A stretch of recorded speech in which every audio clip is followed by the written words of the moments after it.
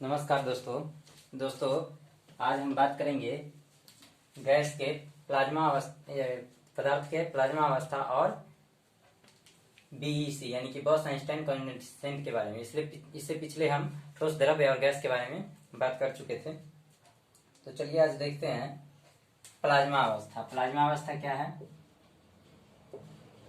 Plasma अवस्था पदार्थ का।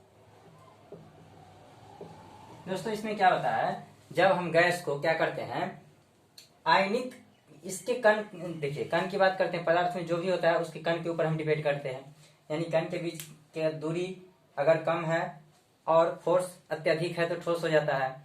अगर कण के बीच दूरी थोड़ा अधिक है किसके, ठोस की अपेक्षा, और बल थोड़ा कम है तो वो द्रव्य हो जाता है। और उससे और अधिक दूरी हो जाता है और बल कम हो जाता है तो क्या हो जाता है, वो गैस की अवस्था में हो जाता है। तो इसी तरह से हम प्लाज्मा अवस्था में देखेंगे। प्लाज्मा अवस्था क्या है? इसमें क्या होता है, पदार्थ के जो कण होंगे वो कण अत्यधिक ऊर्जावान होते हैं। और इसमें क्या होता है, जो इसका कण होता है वो आयनीकृत होता है गैस के रूप में। तो ये क्या हो गया आपका प्लाज्मा अवस्था। इसमें क्या होता है, आयनीकृत होता है कण, और कण आयनीकृत और अत्यधिक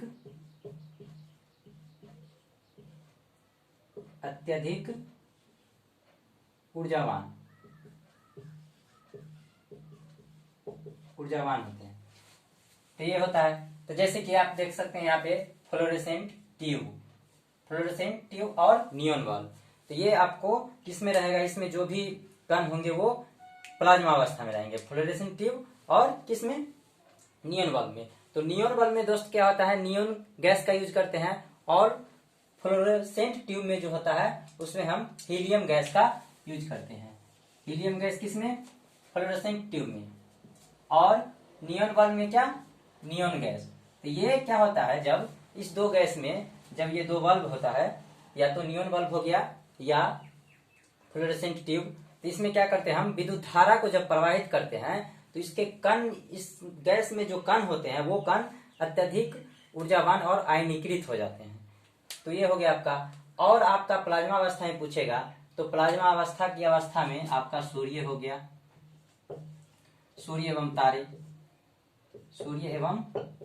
तारे, ये सभी क्या है, किसमें है, प्लाज्मा अवस्था में है, प्लाज्मा अवस्था।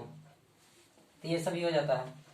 तो इसमें क्या करते हैं हम, अत्यधिक क्या करते हैं, ताप दे देते हैं या विद्युत धारा प्रवाहित करते हैं, तो उसका गैस जो होता है आयनीकृत हो जाता है और आयनीकृत गैस के रूप में रहता है। तो उसको हम क्या कहते हैं, प्लाज्मा अवस्था। तो प्लाज्मा अवस्था समझ में आ गया आपको। इस सभी में क्या है, जैसे कि ठोस हो गया, ठोस में थोड़ा हम क्या करें, ताप दिए तो क्या हो गया, द्रव्य में बदला। द्रव्य को और ताप दिए तो क्या हुआ, गैस में बदला। गैस को और अधिक ताप देंगे तो क्या बनेगा, वो प्लाज्मा अवस्था में। लेकिन अब बात आती है क्या, बीईसी यानी कि बॉस आइंस्टाइन कंडेंसेट यानी कि पदार्थ की पंचम अवस्था। तो उस पे अब हम चर्चा करते हैं। जो उसमें क्या करते हैं, तो वो पंचम अवस्था प्राप्त होता है। इसमें दो वैज्ञानिक का बहुत ही बड़ा महत्वपूर्ण योगदान रहा है।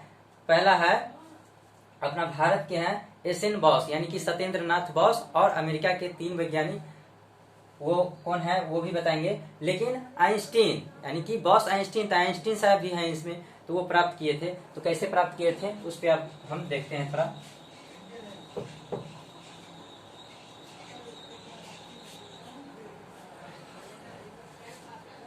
तो चलिए दोस्तों अब हम देखते हैं। तो देखिए बीईसी अवस्था जो है आपका, बीईसी यानी कि इसका फुल फॉर्म होता है बॉस आइंस्टाइन कंडेंसेट अवस्था, जो कि हम इसको कहते हैं पंचम अवस्था। पंचम अवस्था किसका, पदार्थ का अवस्था। तो दोस्तों आप लोगों से क्वेश्चन पूछेगा, जो पदार्थ की पंचम अवस्था क्या है, तो बॉस आइंस्टाइन कंडेंसेट। पदार्थ की पंचम अवस्था में क्वेश्चन ये पूछेगा जिसमें बॉस जो है वो उनका पूर्ण यानी कि फुल फॉर्म यानी कि पूरा नाम क्या है। तो बॉस में आपको आएगा एस.एन. बॉस यानी कि सत्येंद्र नाथ बॉस। ठीक है, तो ये ध्यान रखिएगा आप। यहाँ पे देखिए 1920 में क्या हुआ, सत्येंद्र नाथ बोस ने अपना कुछ थ्योरी दिए और उस थ्योरी को 2001 में अमेरिका के 3 वैज्ञानिक, पहला है एरिक ए कॉर्नेल, दूसरा है उल्फगैंग केटरले, तीसरा है कार्ल ई बोमेन, तो ये 2001 में ये जो थ्योरी दिए इस पे ये प्राप्त किए पदार्थ की पंचम अवस्था, जिसको क्या कहते हैं बीईसी अवस्था, बॉस आइंस्टाइन कंडेंसेट अवस्था। तो ये 2001 में प्राप्त किए थे। इस 2001 में प्राप्त करने के लिए इनको नोबेल प्राइज भी मिला था। क्या मिला था? Nobel prize. नोबेल प्राइज इनको 2001 में मिला था इस अवस्था को प्राप्त करने के लिए। यह अवस्था कैसे प्राप्त हुआ तो उसको आप देखते हैं थोड़ा। यह अवस्था प्राप्त कैसे हुआ इस पे चर्चा कर लेते हैं।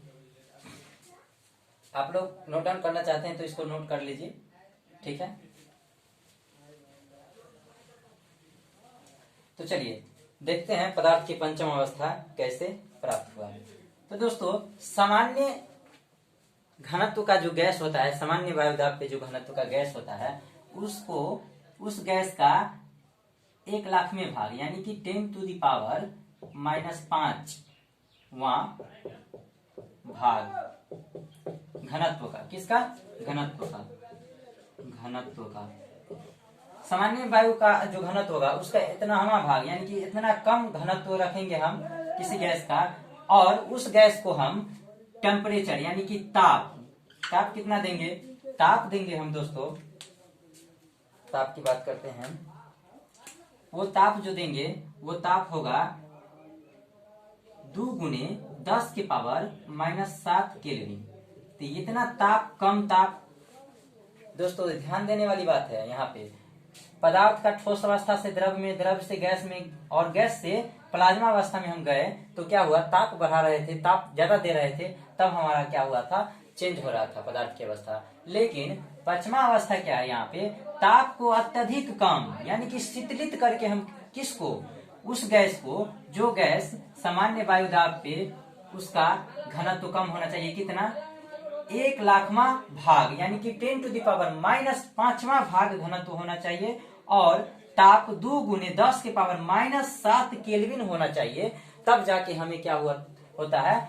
बीईसी अवस्था जो है यहाँ पे, बॉस आइंस्टाइन कंडेंसेट यानी कि पचमा अवस्था जो है वो हमको प्राप्त होता है। तो आप लोग क्या कीजिएगा, इसको ध्यान में रखिएगा। परीक्षा में कंपटीशन का जमाना है और उसमें क्या होता है, आपको उल्टा या सीधा करके कहीं से भी आपको फंसाने की कोशिश करेगा, आप लोगों को फंसना नहीं है।